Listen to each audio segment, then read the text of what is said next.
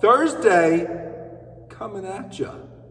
Thirsty Thursday. Hope you're thirsty for some hard workouts because we got some coming at you not only today but coming up on this weekend.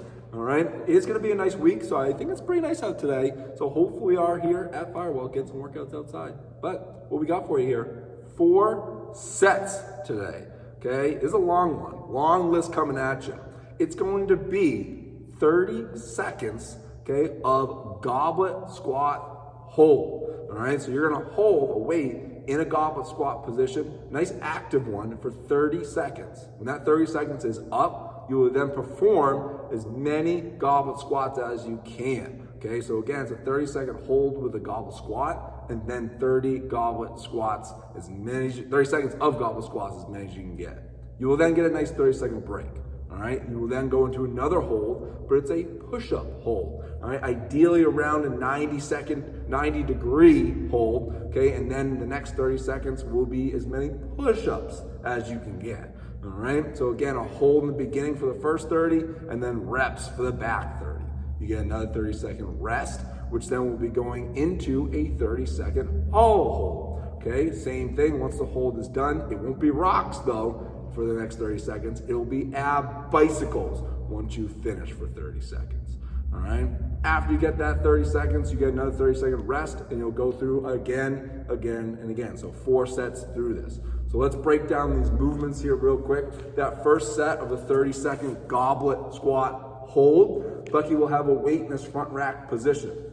He will get down into a nice active squat. Notice how his butt's not drooping in the bottom. Okay, he wants to keep a tall chest, keep a tight core, keep his butt just below that knee level for 30 seconds. Say 3, 2, 1, that hold ends. He's now gonna move on right into 30 seconds of max goblet squats. Notice how when he stands up all the way, he squeezes his butt and he sends those hips down and back towards his heels, keeping that slightly tall chest. So again, that's a minute of work. The first 30 is a goblet squat hold. The back 30 is goblet squats.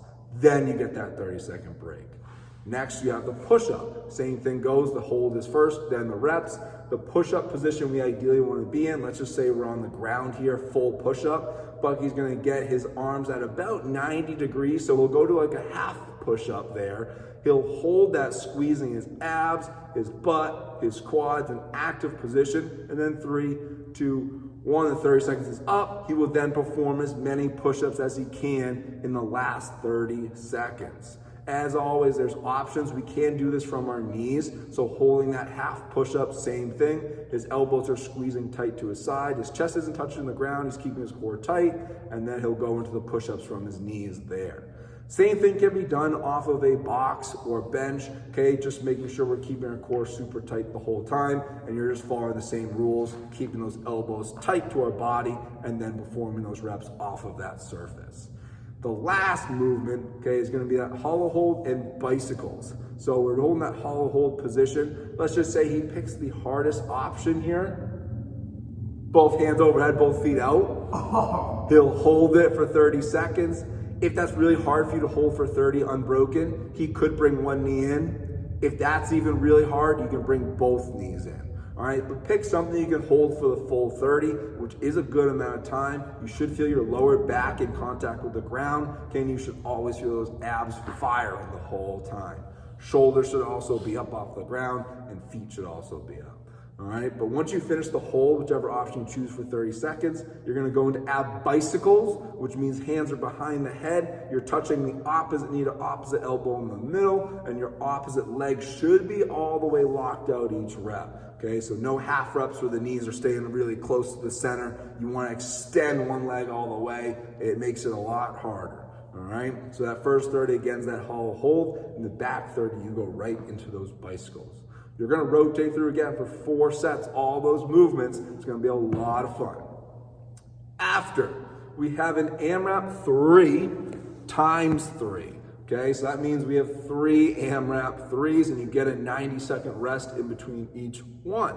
All right, so what this is, each AMRAP 3 starts with a 200-meter run, but each round, so meaning each next AMRAP 3 has a different movement where you'll be performing max reps. All right, so the first AMRAP 3, you have 3 minutes to complete a 200-meter run, and when you come back in, you have max reps of an alternating dumbbell devil's press. All right, you'll get a 90-second rest after. Then your next AMRAP 3, round 2, also again, like I said, starts with a 200-meter run, but when you come back in, you're doing max reps of an alternating hang squat clean with that dumbbell. All right, then once that 3 minutes is up, we'll go on to the final round, the third AMRAP 3. Again, starts with that 200-meter run. When you come back in, you will finish out with max alternating dumbbell snatches. All right, so again, AMRAP 3, each one of those is 3 minutes. The beginning buy-in is a 200-meter run, okay, which should take you, give or take, around that minute, okay, so you want it to be fast, and then again, the remaining time performing max reps of each of those movements. The 200-meter run, like I said, should take around a minute. You also row or ski it. You can bike the 400 meters, or again, you can do stair climbs for that minute or bear crawls in place. Jumping jacks could even be an option for that minute as long as we're moving super fast. So, dumbbell devil's press. One dumbbell. Okay, say we start with it in our right hand.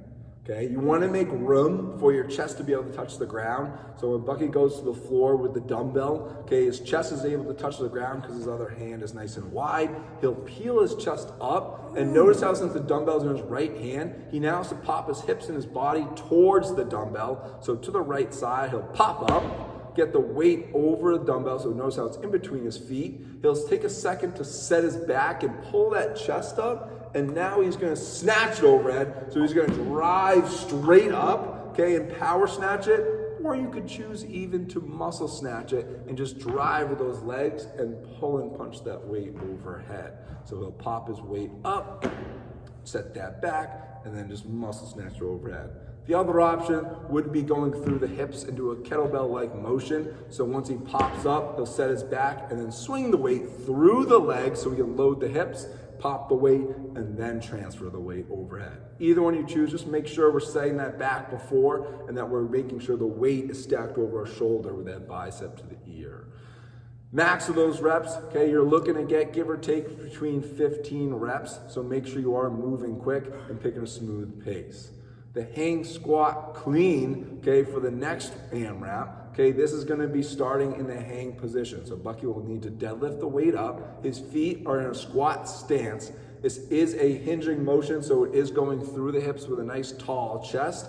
Once he pops his hips, shrugs, he's getting underneath the weight into a full squat. So you're making sure you're keeping a tall chest, using the hips to pop the weight, and then you're dropping fast underneath it, okay, to catch it in a full squat before you stand all the way up. If you have to, you can catch it in a power position and then continue on down into a squat. So if you struggle to catch it in the bottom of a squat, just catch it in the power position, but then finish with that squat.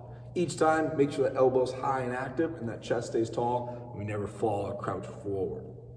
The last movement is that dumbbell snatch. So this is from the ground each rep, unlike the one you just did from the hang. So this is that final AMRAP 3. When you come in from your run, you have max dumbbell snatches that are alternating. So dumbbells in between our feet are about shoulder width apart. Okay, he's gonna set that back nice and tall. Hips are just below. We have a nice tall chest. He's gonna use his leg drive to come away from the floor, and we're gonna do a muscle snatch here to start. So notice how when we extend those legs and hips all the way, you can then use that momentum to pull and punch that weight overhead.